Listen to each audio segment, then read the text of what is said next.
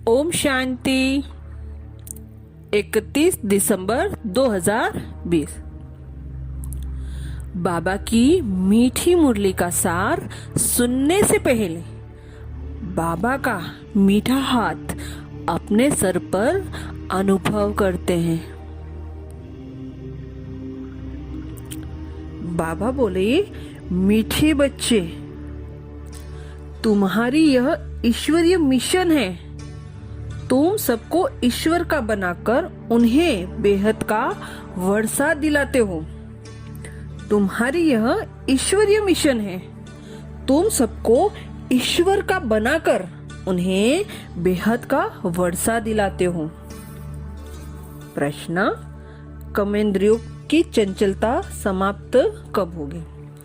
कर्मेंद्रियों की चंचलता समाप्त कब होगी?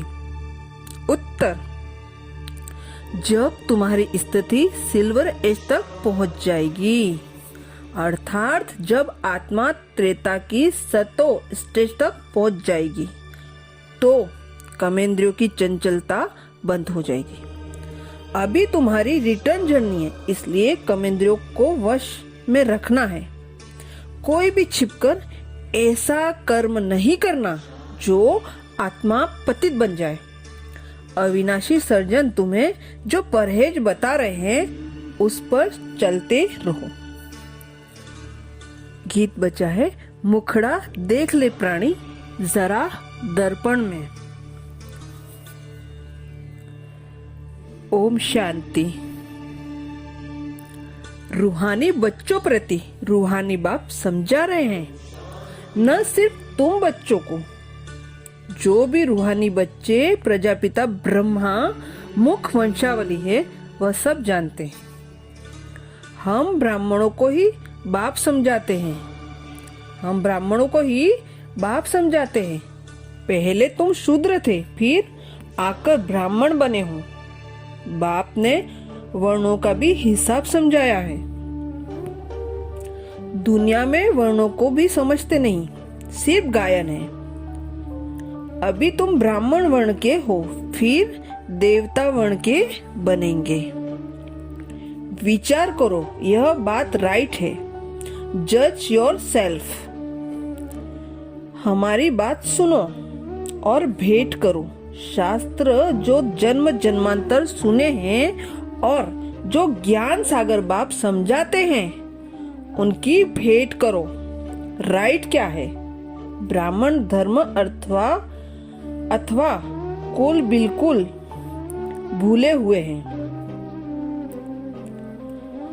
ब्राह्मण धर्म अथवा कुल बिल्कुल भूले हुए हैं। तुम्हारे पास विराट रूप का चित्र राइट बना हुआ है, इस पर समझाया जाता है। बाकी इतनी भुजाओं वाले चित्र जो बनाए हैं और देवियों को हथियार आदि बैठ दिए हैं, ये सब रॉन्ग है। यह भक्ति मार्ग के चित्र हैं। इन आंखों से सब देखते हैं परंतु समझते नहीं। कोई ने एप्लीकेशन का भी पता नहीं। अभी तुम बच्चों को अपनी आत्मा का पता पड़ता है। आत्मा का पता पड़ता है और 84 जन्मों का भी मालूम पड़ा है। आगे बाबा कहते हैं, बच्चे पावन बनो। तुम पुकारते थे ना कि हे पतित पावन आओ। गीता में भी मन मनाभव अक्षर है, परंतु उनकी समझानी कोई के पास नहीं। बाप आत्मा का ज्ञान भी कितना क्लियर कर समझाते हैं।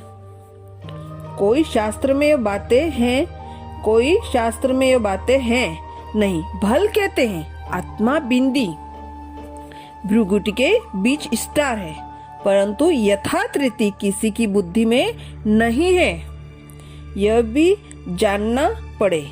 कलयुग में है ही अनराइटियस, सतयुग में है सब राइटियस। भक्ति मार्ग में मनुष्य समझते हैं यह सब ईश्वर से मिलने के रास्ते हैं, इसलिए तुम पहले फॉर्म भरवाते हो। यहाँ क्यों आए हो? इससे भी तुमको बेहद के बाप का परिचय देना है। पूछते हो आत्मा का बाप कौन? सर्वव्यापी कहने से तो कोई अर्थ नहीं निकलता। सबका बाप कौन? यह है मुख्य बात। अपने अपने घर में भी तुम समझा सकते हो। एक दो मुख्य चित्र, सीढ़ी, त्रिमूर्ति, जाड़, यह बहुत जरूरी है। हमने कितने पाप किए, कितने पुण्य किए, बाप को याद करते करते अनराइटियस एज से सिल्वर एज तक पहुंच जाएंगे तो कर्मेंद्रिय वश हो जाएंगे। फिर तुमको महसूस होगा अभी कोई तूफान नहीं आते हैं, वह भी अवस्था आएगी, फिर गोल्डन एज में चले जाएंगे। मेहनत कर पावन बनने से खुशी का पारा भी चढ़ेगा। जो भी आते हैं उनको समझाना है कैसे तुमने 84 जन्म लिए हैं, जिससे 84 जन्म लिए वह समझेंगे। कहेंगे अब बाप को याद कर मालिक बनना है। 84 जन्म नहीं समझते हो तो शायद राजाई के मालिक नहीं बनेंगे, राजाई के मालिक नहीं बने होंगे। हम तो हिम्मत दिलाते हैं, अच्छी बात सुनाते हैं, तुम नीचे गिर पड़ते हो। जिसने 84 जन्म लिए होंगे उनको जट से स्मृति में आएगा। बाप कहते हैं तुम शांति धाम में पवित्र तो थे ना, अब फिर तुमको शांति धाम सुख धाम में जाने का रास्ता बताते हैं, और कोई भी रास्ता बता न सके। बाबा कहते हैं इन आंखों से जो कुछ देखते हो उनको भूलो, अपने शांति धाम को याद करो। आत्मा को अपने बाप को याद करना है। इसको ही अव्यभिचारी योग कहा जाता है। ज्ञान भी एक से ही सुनना है, वह है अव्यभिचारी ज्ञान। याद भी एक को ही करो, मेरा तो एक, दूसरा न कोई। जब तक अपने को आत्मा निश्चय नहीं करेंगे तब तक एक की याद आएगी नहीं। आत्मा कहती है मैं तो एक बाबा की ही बनूंगी, मुझे जाना है बाबा के पास। यह शरीर तो पुराना जड़ी भूत है, इसमें भी ममत्व नहीं रखना है। यह ज्ञान की बातें हैं, ऐसे नहीं कि शरीर की संभाल नहीं करनी है। अंदर में समझना है यह पुरानी खाल है, इसको तो अब छोड़ना है। धारणा के लिए मुख्य सार। फर्स्ट पॉइंट, एक बाप से ही सुनना है, एक की ही अव्यभिचारी याद में रहना है। इस शरीर की संभाल रखनी है, लेकिन ममत्व नहीं रखना है। एक बाप से ही सुनना है, एक की ही अव्यभिचारी याद में रहना है। इस शरीर की संभाल रखनी है, लेकिन ममत्व नहीं रखना है। सेकेंड पॉइंट, बाप ने जो परहेज बताई है उसे पूरा पालन करना है। कोई भी ऐसा कर्म नहीं करना है जो बाप की ग्लानि हो, पाप का खाता बने।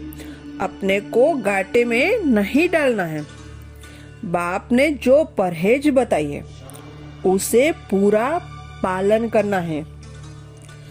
कोई भी ऐसा कर्म नहीं करना जो बाप की ग्लानि हो, पाप का खाता बने। अपने को घाटे में नहीं डालना है।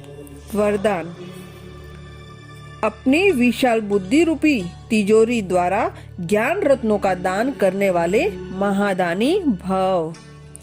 अपनी विशाल बुद्धि रूपी तिजोरी द्वारा ज्ञान रत्नों का दान करने वाले महादानी भव।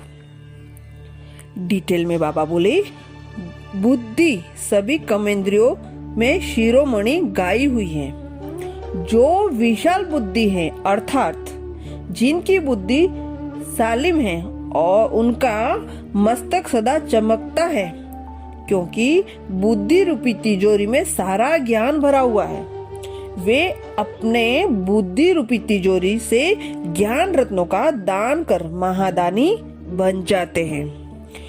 तुम बुद्धि को सदा ज्ञान का भोजन देते रहो। बुद्धि अगर ज्ञान बल से भरपूर है तो प्रकृति को भी योग बल से ठीक कर लेती है। सर्वोत्तम बुद्धि वाले संपूर्ण ज्ञान से सर्वोत्तम कमाई कर वैकुंठ की बादशाही प्राप्त करते हैं। स्लोगन में बाबा बोले, शक्ति स्वरूप स्थिति का अनुभव करना है तो संकल्पों की गति को धैर्यवत बनाओ।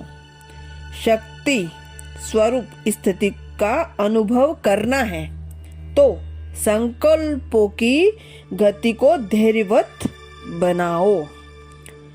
शुक्रिया बाबा, शुक्रिया। अच्छा, ओम शांति।